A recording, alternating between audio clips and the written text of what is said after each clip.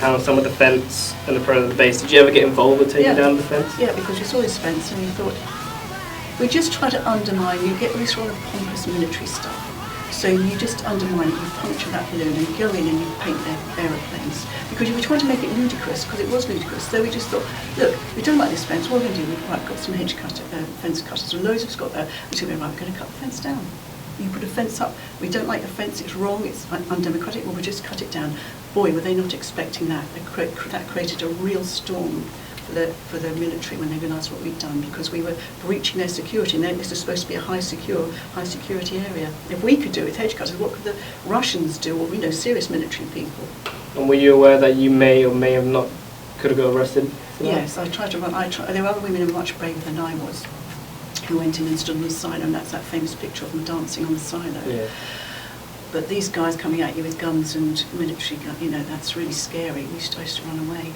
But I cut it down. I think I'll have to cut it down and stuff. If you could sum up your experience, the people, the atmosphere, the protests, your overall time at Greenham Common, for as long as you've been there, what would you say about it? I'm enormously proud. I'm really proud that my mum was there. I'm really proud. It was really people from all around the world used to tell me. We had Australians, New Zealanders coming out saying, look, you don't realise what you're doing, but people all around the world are watching what you do in Greenham because you set the standard for peaceful protest.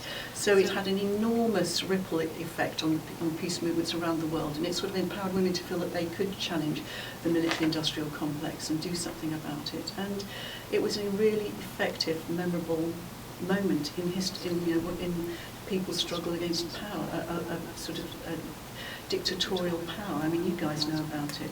And it was a wonderfully moving, it was a profoundly moving experience to have so many women standing up against what we perceived as an insane and terrifying future for everyone. Yeah. All right, that's it.